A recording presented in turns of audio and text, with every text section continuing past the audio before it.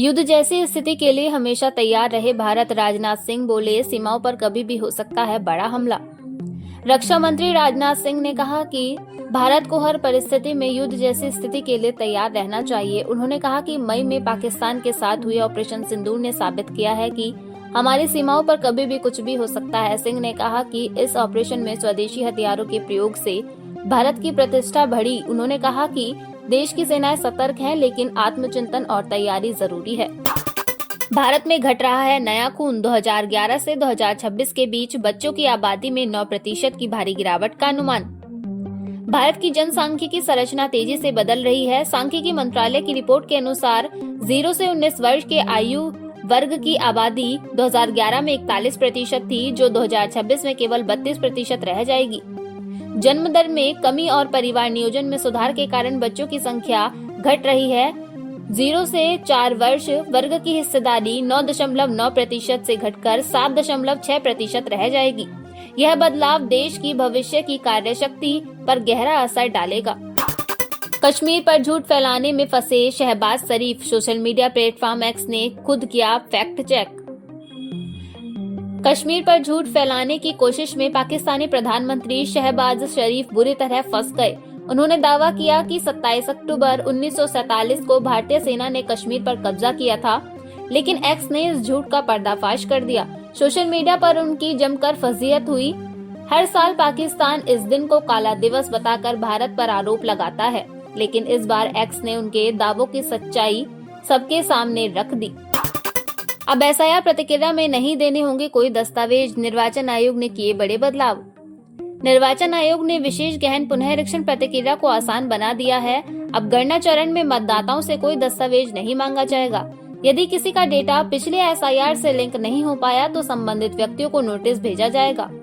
आयोग का कहना है कि यह निर्णय बिहार में हुए एसआईआर के अनुभवों के आधार पर लिया गया है। नया अभियान 103 दिन चलेगा और देश के सभी राज्यों में लागू होगा। उद्धव ठाकरे का बड़ा हमला। बोले, अमित शाह एनाकोंडा की तरह मुंबई को निगलना चाहते हैं।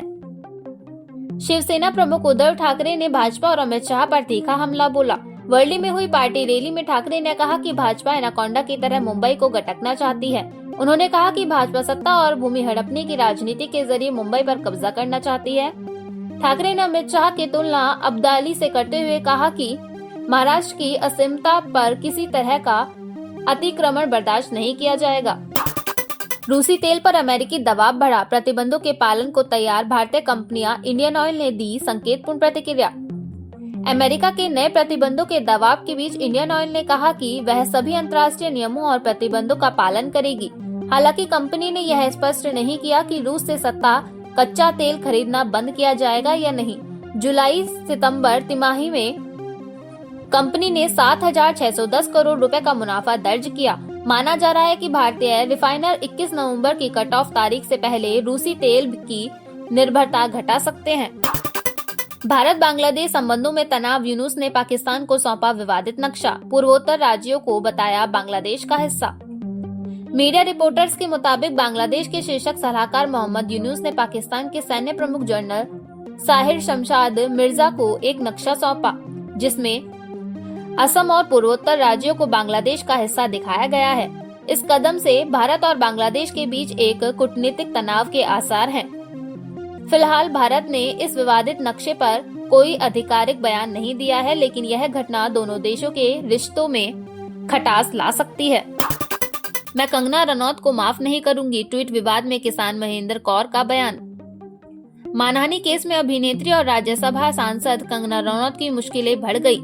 82 वर्षीय महेंद्र कौर ने कहा कि वह कंगना को कभी माफ नहीं करेंगी। उन्होंने कहा कि कंगना जैसी बड़ी हस्ती ने उन्हें कोर्ट के चक्कर लगवाने पर मजबूर किया। कंगना ने कोर्ट में माफी मांगी और 50,000 रुपए के बेल बॉन्ड पर रिहा हुई। महेंद्र कौर ने कहा कि वह केस वापस नहीं लेंगी और न्याय की लड़ाई जारी रहेगी। जेएनके में भाजपा से टक्कर लेने वाली केवल नेशनल कॉन्फ्रेंस। उमर अब्दुल्ला ने साठगांठ के आरोपों पर तोड़ी चुप्पी। जम्मू कश्मीर के मुख्यमंत्री उमर अब्दुल्ला ने कहा कि उनकी पार्टी भाजपा से किसी भी तरह की साठगांठ नहीं कर रही है।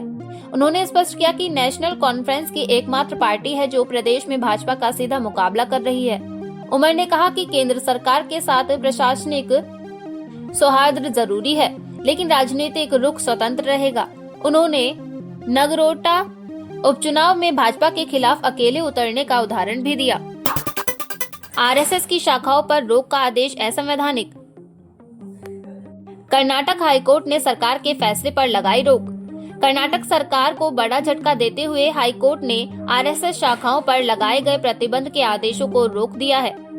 अदालत ने कहा कि राज्य सरकार को ऐसा निर्णय लेने का कोई संवैधानिक अधिकार नहीं है।